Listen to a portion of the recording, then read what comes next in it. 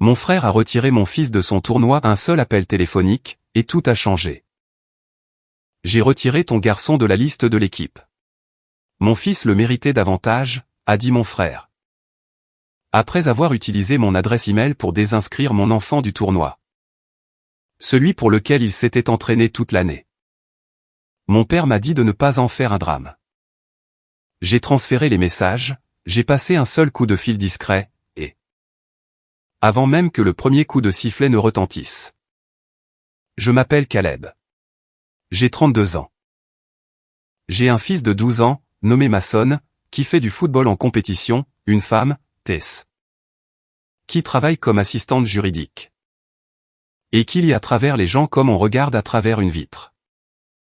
Et puis, j'ai un frère, nommé Derek, qui a décidé que mon fils ne méritait pas ce qu'il avait durement gagné. Avant de vous présenter les preuves, je dois vous raconter quelque chose sur Derek. Un détail qui rend la suite de cette histoire encore pire. Quand j'avais 16 ans, et que je n'ai pas été pris dans l'équipe première du lycée. Je suis rentré à la maison, et je me suis assis dans le garage, la porte fermée. Avec mes crampons encore aux pieds. J'étais juste assis sur le béton froid, le dos contre le chauffe-eau. Parce qu'il dégageait de la chaleur, alors que le reste du garage était glacial. J'avais besoin de sentir quelque chose de chaud contre ma colonne vertébrale. Pendant que j'essayais de comprendre comment empêcher mes yeux de couler. C'est Derek qui m'a trouvé. Il avait 19 ans. Il est entré sans frapper, m'a regardé par terre, et s'est assis à côté de moi sur le béton. Sans même demander ce qui s'était passé. Il n'a rien dit pendant environ 5 minutes. Je pouvais l'entendre respirer à mes côtés, d'un souffle lent et régulier. Cette façon dont respirent les grands frères quand ils réfléchissent à ce qu'ils vont dire. Puis, il a lâché, tu sais quoi, Cal? Les entraîneurs se trompent parfois, mais toi. Tu vas y arriver. Il m'a conduit au Dairy Queen, il m'a acheté une glace Blizzard à l'Oreo, le grand format. Et nous nous sommes assis dans sa voiture, sur le parking. Nous avons mangé notre glace avec des cuillères en plastique. Tout en débattant pour savoir si l'entraîneur était un idiot, ou s'il était juste aveugle. Il a dit aveugle. J'ai dit idiot. Nous avions probablement raison tous les deux. Ça, c'est mon frère. C'était mon frère. Celui qui s'est assis avec moi dans un garage, qui a traité l'entraîneur d'aveugle. Et qui m'a acheté une glace quand j'avais 16 ans. Le cœur brisé par un simple bout de papier avec des noms dessus. J'ai besoin que vous gardiez ce Derek-là en tête. Pendant que je vous montre ce que l'autre Derek a fait à mon fils. Parce qu'il s'agit de la même personne, et que je n'arrive toujours pas à concilier les deux. Voici les preuves. Pièce à conviction A, la confirmation de l'effectif, le 14 janvier. La présence de Mason a été confirmée sur la liste pour le tournoi de démonstration régionale. Le plus grand événement du calendrier de football de compétition dans notre région. Division U13, 12 équipes, 3 jours de match. Les recruteurs universitaires assistent généralement aux matchs des divisions supérieures. Les U16 et U17. Mais le bouche-à-oreille fonctionne. Et les entraîneurs de ces tournois se promènent souvent autour des terrains des plus jeunes. À la recherche de talents précoces, ces enfants qui bougent d'une certaine manière. Ces enfants qui prennent des décisions bien plus vite que leur âge ne devrait le permettre. L'email de confirmation est arrivé dans ma boîte de réception à 14h17. La présence de Mason Holt a été confirmée dans l'effectif du tournoi régional. Veuillez vous assurer que tous les frais d'inscription, ainsi que les formulaires médicaux, soient soumis avant le 1er mars. J'ai payé les frais d'inscription le jour même, $450. J'ai également payé l'inscription de Brady ce même jour. Brady, c'est le fils de Derek. Il a 13 ans. Derek m'avait demandé d'avancer l'argent, 3 jours après l'ouverture des inscriptions. Il m'a dit, tu peux m'avancer ça? Je te rembourse à ma prochaine paie. C'était il y a 9 mois. La paie est tombée. Pas l'argent. Derek n'en a plus jamais reparlé, et je n'ai pas abordé le sujet. Parce qu'en parler m'aurait donné l'impression de créer un problème là où il ne devrait pas y en avoir entre frères. $450 pour mon fils, $450 pour mon neveu. $900 au total, pour inscrire les deux garçons au tournoi. Gardez ce chiffre en tête, car il prend toute son importance plus tard. Quand vous réaliserez que j'ai financé la place exacte qui a été volée à mon propre enfant. Mason s'est entraîné pour ce tournoi 5 jours par semaine, pendant 11 mois. Il faut que vous compreniez ce que cela représente. Venant d'un enfant de 12 ans que personne n'a forcé, que personne n'a soudoyé. Et que personne n'a traîné hors du lit. Il mettait lui-même son réveil à 5h45, le mardi et le jeudi matin. Pour des séances de préparation physique avant l'école. Sur un terrain situé à 20 minutes de chez nous. Je le conduisais dans le noir. La voiture sentait le toast au beurre de cacahuètes qu'il mangeait en route. Parce qu'il ne supportait pas un vrai petit déjeuner aussitôt. Mais qu'il savait qu'il avait besoin de prendre des forces. Il faisait ses exercices alors que la rosée recouvrait encore l'herbe. On pouvait voir son souffle dans l'air froid. Et le seul autre bruit était celui des arroseurs sur le terrain d'à côté, qui rythmaient leur cycle comme un métronome. Après l'école, il rentrait à la maison et travaillait dans le jardin, contrôle de balle. Exercice de première touche, passe contre le mur du garage. Il a continué jusqu'à ce que la peinture commence à s'écailler, m'obligeant à installer une planche de contreplaqué. Il tirait dans un filet que Tess l'avait aidé à monter un samedi. Parce que je faisais des heures supplémentaires, et qu'elle m'avait dit qu'elle s'en occuperait. Ce qu'elle a fait. Il tenait un carnet d'entraînement. Je l'ai déjà mentionné, mais je dois y revenir, car ce carnet a son importance pour la suite. La moitié des notes sont en écriture attachée, et l'autre moitié en lettres d'imprimerie. Parce qu'il a 12 ans, et qu'il n'a pas encore choisi son style d'écriture. Certaines phrases mélangent même les deux. Comme si sa main changeait de style au beau milieu d'une pensée. Chaque séance y était consignée, travailler les passes du mauvais pied. C'était mieux que la semaine dernière. La première touche est encore lourde. Il faut que j'amortisse davantage. Fais l'échelle de rythme 2 fois, j'avais les jambes en béton. Mais je suis allé au bout. Son entraîneur, Rivera, est un homme qui entraîne des jeunes au football depuis 12 ans. Qui porte le même polo de club délavé à chaque séance. Et qui arbore un coup de soleil qui semble se renouveler chaque semaine. À la mi-saison, il m'a dit, j'ai peut-être eu 3 gamins, dans toute ma carrière. Avec un tel niveau d'autodiscipline. Mason est l'un d'entre eux. Ne le laissez pas perdre ça. Brady, lui, s'entraînait quand il en avait envie. Je ne dis pas ça pour être cruel. Brady est un bon gamin. Il a 13 ans. Il a la carrure de son père. Il a du talent. Mais son registre de présence indique 23 entraînements manqués, sur un total de 46 séances prévues. Mason en a raté 2. L'un pour un rendez-vous chez le dentiste que je n'ai pas pu repousser. L'autre à cause d'une gastro, qu'il a cloué sur le sol de la salle de bain à 4 heures du matin. Pendant que Tess lui tenait un gant de toilette froid sur le front. Et que je restais assis sur le bord de la baignoire, en me sentant parfaitement inutile. Il était de retour à l'entraînement 2 jours plus tard. À la mi-saison, l'équipe a voté pour élire son capitaine. Mason a gagné avec une large avance. Brady a obtenu 2 votes. Et l'un d'eux était le sien, c'est le genre de détail que je préférerais ignorer. Mais que je connais. Parce que les décomptes de l'entraîneur sont visibles pour les parents sur le portail en ligne. Derek s'est plaint à Rivera, affirmant que ce vote était injuste envers les jeunes joueurs. Ceux qui sont encore en plein développement. Mason a 12 ans. Brady en a 13. C'est le plus jeune qui a gagné. Rivera a balayé l'argument. Derek a remis le sujet sur la table lors d'un dîner de famille. 6 semaines avant que tout ne s'effondre. Mon père, Glenn, qui coupait son steak avec la concentration d'un chirurgien en pleine opération, a déclaré sans même lever les yeux. Le rôle de capitaine ne veut pas dire grand-chose à cet âge-là, Derek. Tess, qui était assise en face de moi avec un verre de vin auquel elle n'avait pas touché, a rétorqué, ça veut dire assez de choses, pour que quelqu'un à cette table s'en plaigne. Le couteau de Glenn s'est arrêté. Derek a baissé les yeux vers son assiette. Le silence s'est fait autour de la table. Brisé seulement par le bruit des glaçons qui s'entrechoquaient dans un verre. Pièce à conviction B, l'alerte de connexion, le 3 octobre, à 23h47. J'ai reçu une notification sur mon téléphone, que j'ai failli effacer d'un glissement de doigt. Parce qu'elle ressemblait à toutes ces autres alertes que j'ignore avant de dormir. Quelque part entre un bulletin météo et un bon de réduction inutile. Nouvelle connexion à votre compte depuis un appareil non reconnu. J'étais au lit. Tess était à côté de moi, en train de lire l'un de ses livres de poche. Le genre de livre au dos cassé, avec une tache de café sur la couverture, qu'elle dévore en 3 jours. Puis qu'elle laisse sur la table de nuit comme un petit monument. J'ai ouvert la notification.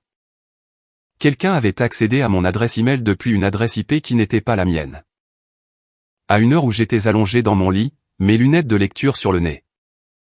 Pendant que mon téléphone chargeait sur la table de chevet. Il y a 2 ans de ça, j'avais donné mon mot de passe de messagerie à Derek. Il avait besoin d'accéder à un album photo familial partagé sur le cloud. Pour récupérer des images destinées à un diaporama. Qu'il préparait pour le dîner d'anniversaire de mariage de nos parents. Je le lui avais envoyé par SMS, avec les minuscules, les chiffres, la totale. Je ne l'ai jamais changé par la suite. Parce qu'on ne s'attend jamais à ce que son propre frère utilise un mot de passe. Donné pour un diaporama, comme une arme contre vous. Ce n'est pas le genre d'éventualité que les gens normaux incluent dans leurs habitudes de sécurité. 3 semaines avant l'alerte de connexion, lors d'un barbecue chez mon père. Brady a emprunté la tablette de Mason. Pour jouer à un jeu sur lequel les garçons partagent un compte. Derek a aidé Brady à s'installer.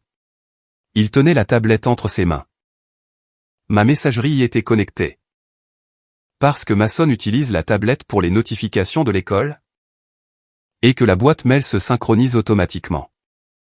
C'était là, juste sous ses yeux, dans la barre de notification. Les mises à jour du portail de l'équipe étaient parfaitement visibles dans l'aperçu. Derek l'a vu. Il a rendu la tablette sans dire un mot. Et 3 semaines plus tard, à 23h47, un mercredi soir. Alors que sa femme et son fils dormaient sous le même toit. Il a utilisé le mot de passe que je lui avais confié pour des photos d'anniversaire. Et il s'est introduit dans ma vie.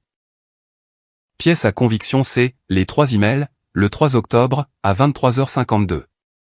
Soit 5 minutes après la connexion. 3 emails envoyés depuis mon compte, en l'espace de 19 minutes. Je vais vous détailler chacun d'entre eux. Parce que chaque message est un coup de couteau à part entière. Le premier email, envoyé à 23h52 au portail de l'équipe. En raison d'un conflit d'emploi du temps. Nous devons retirer Mason Holt de l'effectif du tournoi régional. Merci de confirmer son retrait. Et de libérer la place pour une réattribution.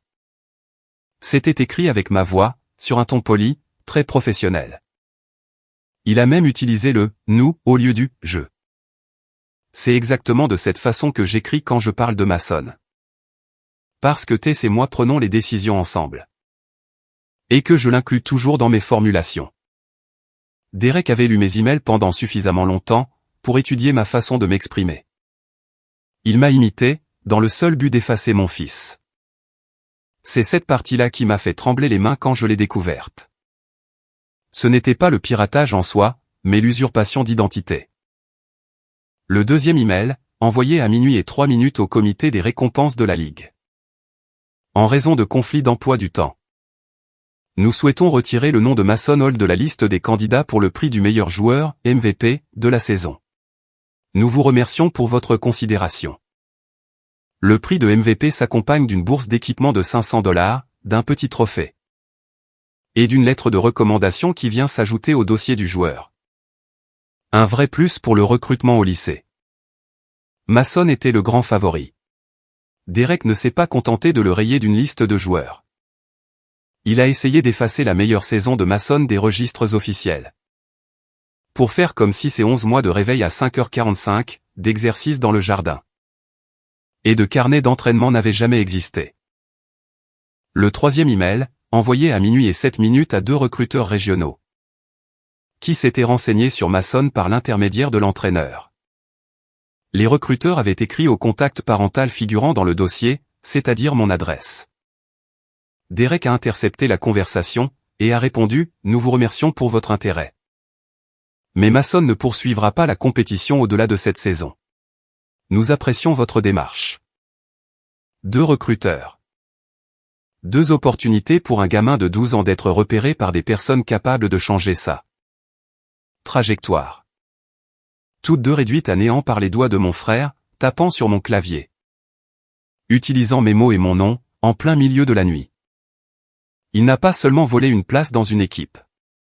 Il a essayé de lui voler son avenir. J'ai découvert ces 3 emails dans mon dossier des messages envoyés, le 4 octobre. À 6h15 du matin. J'étais en train de préparer le café. La machine broyait les grains, ce bruit de crécelle qui remplit la cuisine tous les matins. Et je faisais défiler l'écran de mon téléphone comme je le fais toujours, à moitié endormi. Un œil ouvert. J'ai vu, dans mes éléments envoyés, des messages que je n'avais pas écrits. Mon cerveau a d'abord essayé de rejeter l'information. Peut-être que j'avais été somnambule. Peut-être qu'il y avait eu un bug informatique. Et puis, j'ai vu la notification de connexion de la nuit précédente. J'ai ensuite comparé les horaires. 23h47 pour la connexion. 23h52 pour le premier email, minuit et 3 minutes pour le deuxième. Minuit et 7 minutes pour le troisième. 19 minutes. Mon frère a détruit la saison de mon fils en 19 minutes chrono, pendant que je dormais dans mon lit. À 13 km de là, mes lunettes de lecture posées sur la table de chevet. Et mon téléphone en charge. Je me suis assis sur le sol de la cuisine. Le carrelage était froid à travers mon pantalon de pyjama. La machine à café a émis un bip pour signaler qu'il était prêt. Je ne me suis pas levé. Je suis resté assis là, mon téléphone à la main, pendant que le café refroidissait dans la verseuse. Je n'ai pas bougé pendant ce qui m'a semblé être 10 minutes, mais c'était peut-être plus long. Car quand je me suis enfin relevé, mon pied gauche était engourdi par la position dans laquelle j'étais resté. Pièce à conviction D, le SMS. Je n'ai pas appelé Derek. Je n'ai pas conduit jusqu'à chez lui. Je lui ai envoyé une seule chose, une capture d'écran de la notification de connexion. Montrant l'accès depuis un appareil non reconnu à 23h47, le 3 octobre. Aucun mot. Aucune légende. Pas le moindre point d'interrogation. Juste l'image. Il n'a pas répondu pendant 4 heures. Je vérifiais mon téléphone, pas de manière désinvolte, non, de façon compulsive. Toutes les 15 ou 20 minutes. Tess m'a vu faire, et m'a demandé ce qui n'allait pas. Je lui ai tout montré. Elle a reposé lentement sa tasse de café sur le comptoir. De cette manière dont on pose un objet quand on hésite entre 2 réactions. Et que les 2 s'annoncent explosives. Elle a dit « Montre-moi tout. » Dans les moindres détails. Tess est assistante juridique. Quand elle dit « Montre-moi tout », cela veut dire qu'il faut imprimer, horodater. Et faire des captures d'écran. Elle s'est assise à la table de la cuisine pendant 40 minutes. Fouillant dans mon téléphone et dans mon ordinateur, pendant que je préparais des œufs pour Mason. Des œufs que j'ai fini par brûler, parce que je ne surveillais pas la poêle. Sans que je le lui demande. Elle a organisé toutes les preuves dans un dossier sur son ordinateur portable. À 14h14, Derek a enfin répondu par SMS. Un seul message. J'ai fait ce que n'importe quel père aurait fait. Mon fils méritait cette place plus que le tien. Fais avec. J'ai lu ce message debout dans le couloir, devant la chambre de Mason. Il était à l'intérieur, en train de faire ses devoirs. À travers la porte, je pouvais entendre son crayon. Ce bruit de grattement que font les mines sur le papier. Ainsi que le grincement de sa chaise quand il changeait de position. Mon fils méritait cette place plus que le tien. Mon frère a écrit cette phrase, en parlant d'un enfant de 12 ans. Un enfant qui a mis son réveil à 5h45 tous les matins pendant 11 mois. Qui a tenu un carnet d'entraînement. Qui est revenu d'une entorse à la cheville avec 2 semaines d'avance. Et qui a été élu capitaine par ses coéquipiers. Il l'a mérité davantage. Parce que vouloir quelque chose et le mériter ont toujours été une seule et même chose dans la tête de Derek. Exactement comme cela a été la même chose, dans la tête de Glenn, depuis 30 ans. J'ai fait une capture d'écran du message. Pièce à conviction, le message vocal de mon père. J'ai appelé Glenn ce soir-là. Il n'a pas décroché. Il m'a rappelé 40 minutes plus tard. J'étais sous le porche, à l'arrière de la maison, en train de regarder Mason faire des exercices de jeu de jambes dans le jardin. Le ballon passait entre ses pieds en formant un 8. Un mouvement qu'il perfectionnait depuis juillet.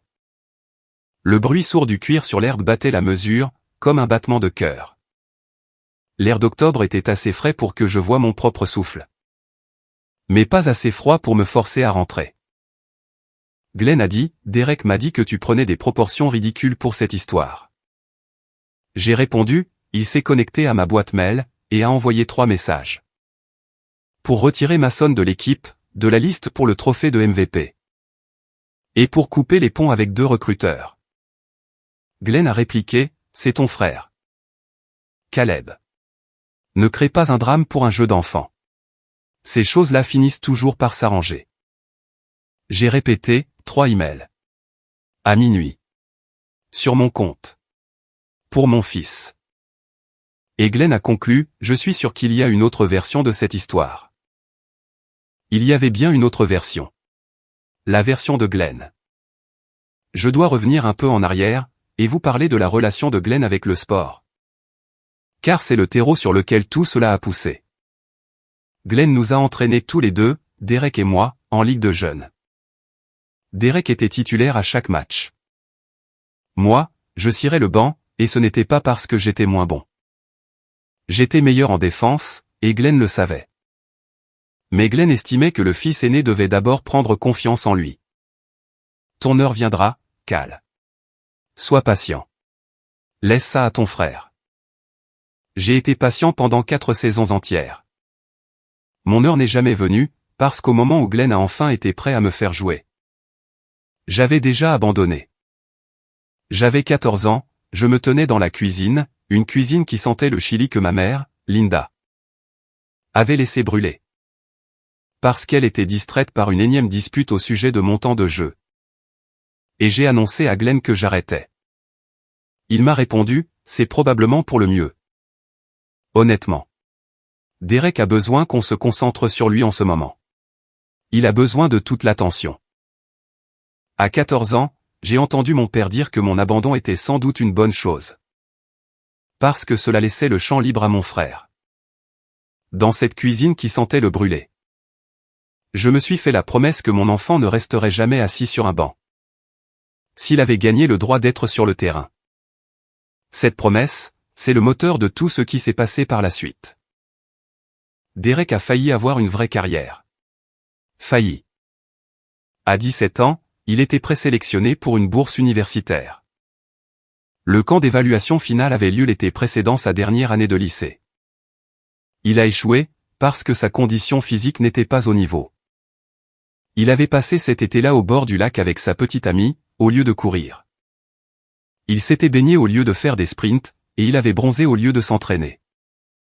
Glenn a reproché aux évaluateurs de ne pas avoir su voir le potentiel de Derek. Derek a accusé le système, affirmant qu'il favorisait les jeunes disposant de meilleures infrastructures. Aucun des deux n'a blâmé le garçon qui avait préféré un lac à une piste d'athlétisme. Ce quasi-succès pourri au sein de notre famille depuis 20 ans. Comme un cadavre enterré dans le jardin, dont on sentirait l'odeur à chaque fois qu'il pleut. Derek veut que Brady obtienne ce que lui n'a pas pu atteindre. Et il est prêt à l'arracher des mains de Mason, pour le donner à Brady, parce que, selon la logique mathématique de Derek, se rapprocher de son propre rêve a plus de valeur que le travail acharné de quelqu'un d'autre. Dans sa maison, Glenn a une pièce entière dédiée au sport, on y trouve des trophées, des photos et des maillots d'équipe sous vitrine. 90% de tout cela appartient à Derek. Mes simples certificats de participation ont été rangés dans une boîte en carton, à la cave. Il y a des années de ça. Quand Mason a commencé à remporter de véritables prix. Le genre de coupe qui indique, première place, ou MVP. Au lieu de « Merci pour votre participation », Glenn n'a jamais demandé à en exposer un seul. En revanche, les rubans de deuxième place de Brady sont encadrés sur le mur de Glenn. Avec un passe-partout de qualité professionnelle. Les trophées de Mason, eux, reposent sur une étagère dans sa chambre. Une étagère que Mason a construite lui-même. Avec une planche de pin et 2 équerres achetés à la quincaillerie. Une étagère légèrement de travers, mais poncée avec soin par les mains d'un gamin de 12 ans. Mais voici ce que j'ai découvert, au-delà du simple message vocal de Glenn. J'ai appelé l'entraîneur Rivera pour le prévenir du problème d'effectif. Un simple appel de courtoisie avant de m'adresser à la Ligue. Rivera a écouté. Puis, il a dit quelque chose qui a totalement changé ma vision des choses. Caleb. Ton père m'a appelé 4 jours avant que l'effectif ne soit modifié. Il m'a dit de garder un œil sur le portail. Que les choses risquaient de bouger un peu. Rivera a fait une pause. Je pensais que c'était une remarque innocente. Je l'ai noté, parce que je note tout. Mais je n'ai fait le lien qu'au moment où tu m'as raconté ce qui s'est passé. Glenn a appelé l'entraîneur, 4 jours avant le piratage. Il préparait le terrain. Il conditionnait Rivera pour que celui-ci accepte un changement d'effectif qui n'avait pas encore eu lieu. Afin que cela ne paraisse pas suspect le moment venu. J'ai creusé encore un peu, et j'ai fini par trouver un échange de SMS entre Glenn et Derek. C'était daté de 3 jours avant le 3 octobre. Et cela avait été laissé par erreur dans un groupe de discussion familiale. Que Glenn avait oublié de supprimer. Glenn y avait écrit, s'il y a un moyen de mettre Brady sur cette liste. Fais ce qu'il faut. Ce garçon a besoin d'une victoire. Derek avait répondu, je pense que je peux m'en occuper. Glenn avait conclu, bien. Bien. Un seul mot. Mon père a donné son feu vert à cette opération. Visant à effacer mon fils de 3 listes en une seule nuit, avec un seul mot. Un mot envoyé depuis le même téléphone que celui qu'il utilise, chaque mois de mars, pour m'écrire. Joyeux anniversaire, Cal. Ce message vocal, me disant de ne pas créer de drame, n'avait pas pour but de maintenir la paix. C'était l'œuvre d'un pyromane déguisé en pompier. Un homme qui avait craqué l'allumette. Et qui appelait ensuite pour demander pourquoi la pièce sentait la fumée. Le coup de fil discret, le 5 octobre, à 8h30. J'ai appelé Janet, la coordinatrice de la Ligue. Janet dirige la Ligue des jeunes depuis 9 ans. Sur son bureau, elle a une photo encadrée de l'équipe U10 de sa fille. Elle possède une voix qui parvient à être à la fois chaleureuse et procédurale. La voix de quelqu'un qui a géré suffisamment de drames entre parents. Pour faire la différence entre une simple plainte et un véritable délit. Je lui ai tout présenté, l'alerte de connexion. Le traçage de l'adresse IP fournie par mon hébergeur de messagerie. Les 3 emails envoyés que je n'avais jamais écrits, le SMS de Derek avouant les faits. Le message vocal de Glenn, le SMS de Glenn à Derek, et enfin, la déclaration de Rivera. Concernant l'appel téléphonique reçu 4 jours plus tôt. J'ai exposé les faits tels que Tess les avait organisés de manière chronologique, documentée. Chaque pièce étant sourcée et horodatée. Janet est restée silencieuse pendant environ 15 secondes. Je pouvais l'entendre taper sur son clavier. Puis, elle m'a dit, je vais avoir besoin que vous transfériez tout cela sur mon adresse email officielle. Et il faut que vous compreniez que cela va déclencher une procédure obligatoire. Pour examen de conduite. L'accès non autorisé à un portail de parents. Impliquant les informations personnelles de mineurs. C'est quelque chose que nous ne pouvons pas traiter de manière informelle. Sa voix était posée, mais on sentait une certaine tension en dessous. Comme une corde que l'on tire pour la tendre au maximum. Elle se retenait de dire ce qu'elle pensait vraiment, pour le remplacer par la version officielle. Dictée par le règlement de la Ligue. Rivera, de son côté, a reçu les preuves indépendamment. Il m'a rappelé dans l'heure. J'étais dans ma voiture, sur le chemin du travail. Et je me suis garé sur le parking d'une station-service. Dès ces 3 premiers mots, j'avais compris que ce n'était pas un simple appel de courtoisie. Il a dit, Caleb, en 12 ans d'entraînement, j'ai vu des parents me hurler dessus depuis la touche. J'ai vu des gens m'offrir des travaux de jardinage gratuits en échange de temps de jeu. Et on m'a même menacé de me faire virer. Tout ça pour une histoire de remplacement. Mais jamais personne n'a eu l'audace de pirater mon système. Pour rayer un gamin de ma liste. Il était en colère, de cette façon dont les hommes discrets se mettent en colère sans crier. Mais avec une précision clinique. Chaque mot était minutieusement choisi et pesé. Il m'a annoncé qu'il allait lui-même faire remonter l'affaire à la direction du club. Il exigeait une réunion avec les parents. Il a ajouté. La place de votre fils n'a jamais été remise en question. Mais je ne vais pas régler ça discrètement. Tout le monde doit être au courant de ce qui s'est passé. J'ai également appelé le service des fraudes de mon fournisseur de messagerie.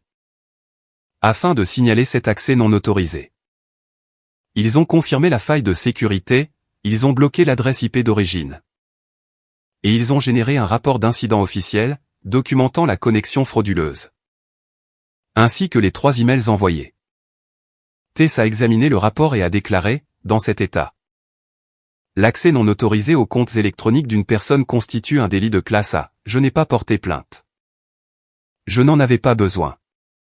Le rapport d'incident a été directement versé au dossier d'enquête de la Ligue. Derek a engagé un avocat, une semaine plus tard. L'avocat a examiné le dossier et, d'après Stacy, lui a dit « Vous n'avez pas de ligne de défense. Vous avez juste des excuses à rédiger. » Derek ne les a jamais écrites. En moins de 24 heures, le système a fait ce que font les systèmes. Lorsque vous leur fournissez les bons documents.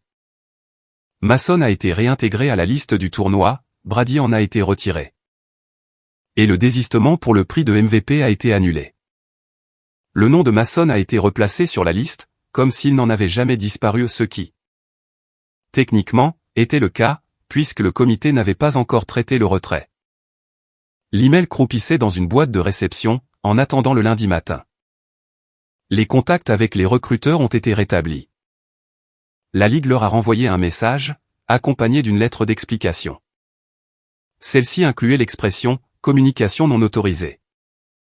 Ce qui a eu pour effet d'éveiller la curiosité de ces 2 recruteurs régionaux. Ils sont devenus très intéressés par cet enfant de 12 ans, un enfant que quelqu'un avait cherché.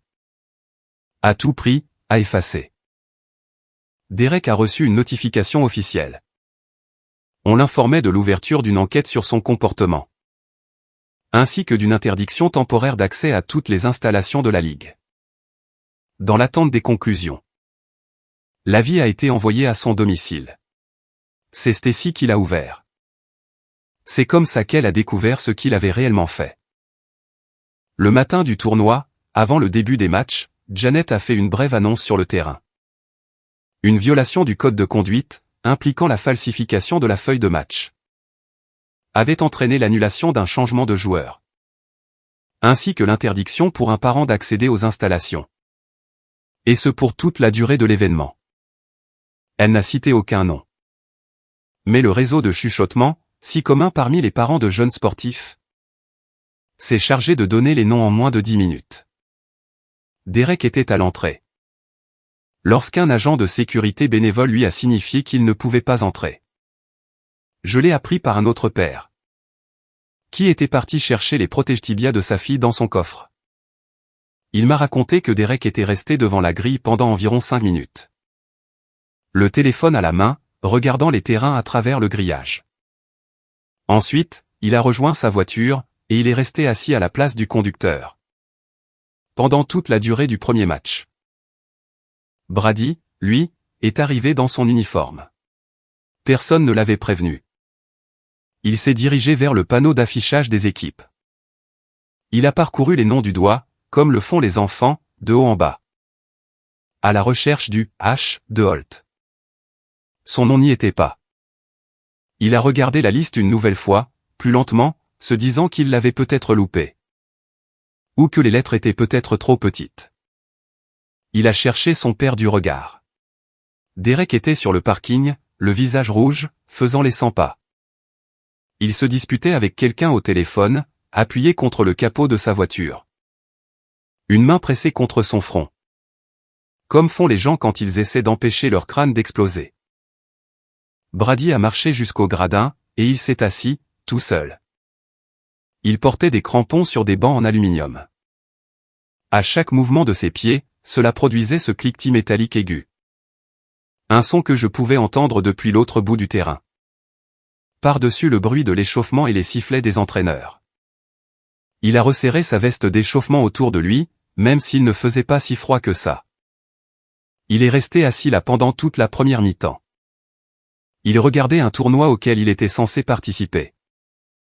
Portant l'uniforme d'une équipe qui avait retiré son nom du tableau. Tout cela à cause de ce que son père avait fait, en pleine nuit et en cachette. Il a 13 ans. Il n'a rien demandé de tout cela. C'est ce que je me répète sans cesse. Dès que je commence à me sentir un peu trop satisfait de la tournure des événements. Mason a joué le tournoi de sa vie. Ses 11 mois de réveil à 5h45, ses passes contre le mur du jardin. Et ses jeux de jambes en 8 avaient forgé quelque chose dans son corps. Quelque chose qui n'avait pas besoin de son cerveau. Pour comprendre ce qui se passait sur le parking. Il a marqué 2 fois. Il a offert une passe décisive pour un 3e but. Avec une balle en profondeur qui a fendu la défense en 2. Et qui a atterri sur le pied de son coéquipier, comme s'il l'avait tracé à la règle. Après son 2e but, il n'a pas fêté ça. Il a couru à petite foulée pour reprendre sa place, et il m'a jeté un seul regard, un regard bref. À près de 40 mètres de distance. J'étais debout sur la touche, les mains enfouies dans les poches de ma veste. Parce que je ne leur faisais pas confiance pour faire autre chose. J'ai hoché la tête. Il s'est replongé dans le match.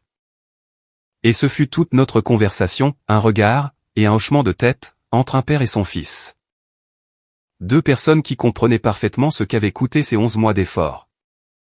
Ce coup de fil discret, et ces 3 emails envoyés à minuit. Après le coup de sifflet final, Mason a traversé le terrain. Il est passé devant les parents, devant les glacières et les chaises pliantes. Pour rejoindre les gradins où Brady était toujours assis. Il a pris place à côté de son cousin. Au début, ils n'ont pas échangé un mot. 2 garçons, assis sur de l'aluminium en plein mois d'octobre. L'un portait un uniforme couvert de boue, l'autre avait des crampons propres. Et portait la veste d'échauffement d'un tournoi qu'il n'avait pas joué. Finalement, Mason a fini par dire « Ce n'est pas de ta faute ». Brady a répondu « Je sais ». Ils sont restés assis là. Les adultes avaient tout brisé, créant une fracture béante. Et les garçons étaient assis, juste au milieu de cette faille. Les retombées, ma mère, Linda, m'a appelé le soir suivant le tournoi. Linda est une femme qui est restée silencieuse au sein de son propre mariage pendant 35 ans. C'est une femme que j'ai vue choisir le silence.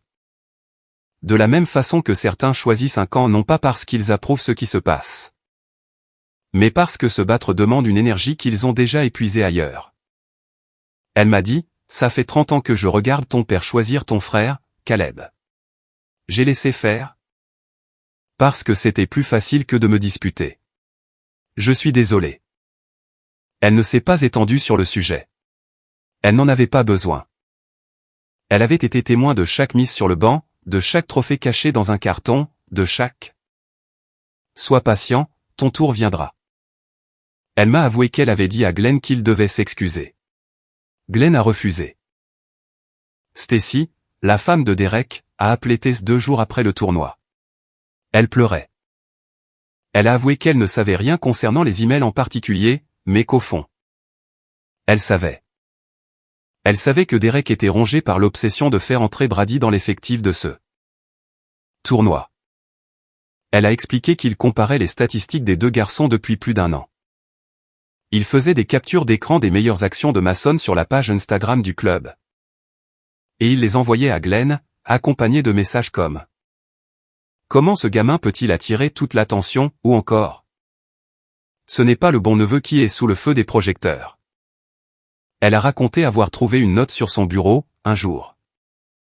C'était une liste manuscrite, recensant les buts et les passes décisives de Mason. Placés juste à côté de ceux de Brady. Il y avait des flèches, des mots soulignés. On aurait dit le rapport de recrutement d'un joueur de 12 ans, rédigé par son propre oncle. Elle avait vu ce genre de choses traîner dans leur maison, pendant des mois. Elle se disait que c'était juste des trucs de sport.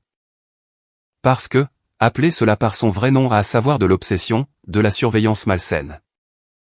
Le comportement d'un homme de 34 ans incapable de faire le deuil d'une bourse perdue à 17 ans aurait signifié qu'il fallait agir. Ce n'était pas des trucs de sport. C'était un homme adulte, montant un véritable dossier sur son propre neveu. Tout simplement parce que son fils était deuxième. Et, pour lui, l'écart entre le premier et le deuxième ressemblait cruellement à la distance qui séparait ce fameux lac du camp de recrutement. 20 ans plus tard, il essayait toujours de combler ce vide. À travers un gamin qui ignorait totalement qu'il portait l'échec de son père sur ses épaules.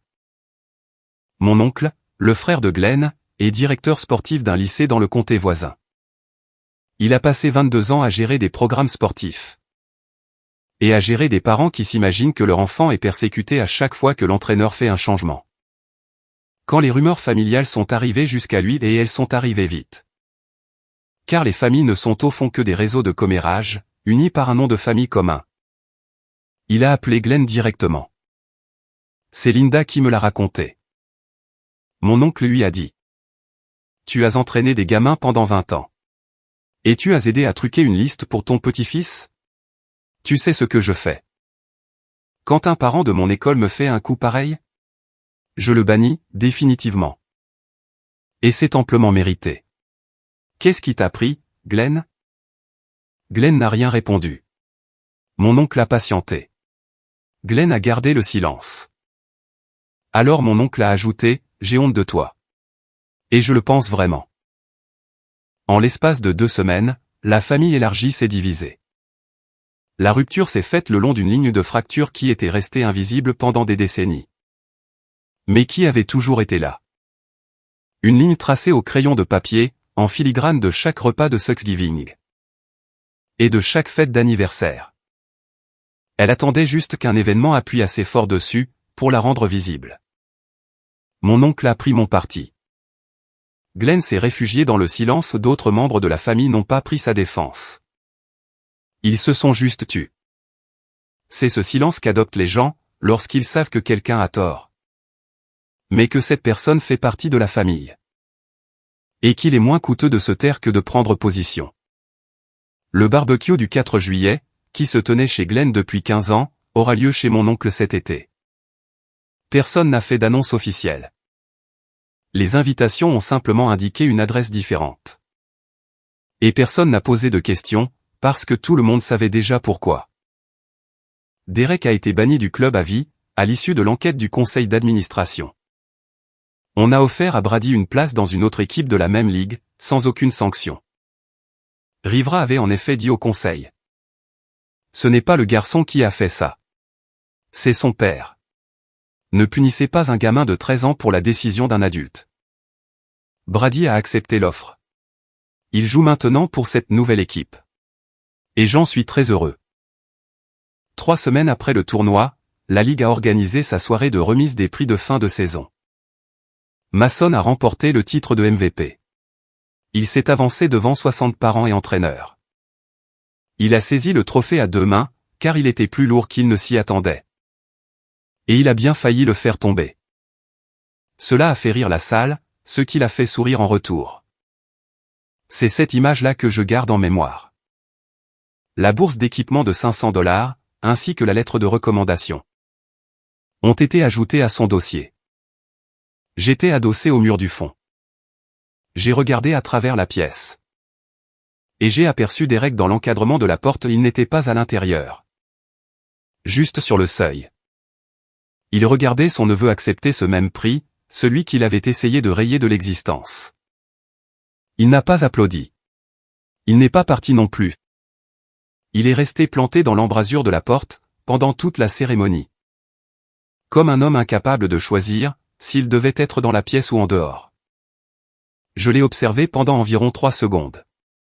Ensuite, j'ai reporté mon regard sur mon fils. 6 semaines après le tournoi, Glenn m'a laissé un message vocal. 17 secondes. Il ne s'est pas excusé. Il n'a pas fait mention du piratage. Il n'a pas prononcé le nom de Derek. Il m'a simplement dit. Ton garçon a bien joué à ce tournoi. J'ai regardé le match depuis le parking. Il est bien meilleur que nous deux ne l'avons jamais été. Je l'ai écouté une fois, assis dans ma voiture, dans l'allée du garage. Après être allé chercher Mason à l'entraînement. Mason était déjà entré dans la maison. Le moteur de la voiture refroidissait doucement, et le siège était encore chaud du trajet. J'ai repassé le message vocal, dans l'habitacle vide de la voiture. Quelques mots sur mon fils, mais pas un seul sur ce qu'il lui avait fait. J'ai sauvegardé le message. Je ne sais pas pourquoi. Je l'ai écouté à nouveau 3 semaines plus tard, dans la même allée, dans la même voiture vide. Et je ne sais toujours pas pourquoi. Septembre. 4 mois plus tard. Mason est en train de s'inscrire pour la nouvelle saison. Je suis assis à la table de la cuisine, mon ordinateur portable ouvert devant moi. Et je remplis le formulaire en ligne. Nouveau mot de passe, nouvelle adresse email, nouvelle question de sécurité, tout est nouveau. La fenêtre de la cuisine est ouverte. Je peux entendre l'arroseur du voisin faire sa rotation, avec son tchic-tchic-tchic habituel, et quelque part au bout de la rue, un chien aboie après une chose qu'il n'attrapera jamais. Mason rentre du jardin. Il est en sueur, avec toujours ses crampons aux pieds, des taches d'herbe sur les 2 genoux. Et une trace de terre sur le front dont il ne se rend même pas compte. Il se penche par-dessus mon épaule, et il regarde l'écran. Comme il le fait toujours quand il veut savoir quelque chose, sans oser le demander directement. Puis, il me dit, c'est bon, j'y suis. Je lui réponds, tu y es. Il hoche la tête, et retourne dehors. La porte moustiquaire claque derrière lui, et, une seconde plus tard, le bruit recommence. Ce bruit sourd et régulier. Ce rythme d'un ballon qui vient frapper le contreplaqué sur le mur du garage. C'est un son que j'écoute depuis 3 ans, un son qui signifiait autrefois « entraînement ». Mais qui veut désormais dire autre chose. Quelque chose pour lequel je cherche encore le mot juste. La confiance, peut-être. Ou bien ce qui vient juste avant la confiance. Cette étape où l'on arrête de vérifier. Il n'a pas vérifié à 2 fois. Il a simplement fait confiance. Et c'est justement cette partie-là, que j'essaie moi-même de réapprendre. Merci d'avoir lu cette histoire jusqu'au bout. C'est plus long que ce que j'avais prévu, mais il fallait que ça le soit. Abonnez-vous, si vous le souhaitez. Laissez un commentaire, si vous avez déjà vécu ça. Je ne serai pas loin.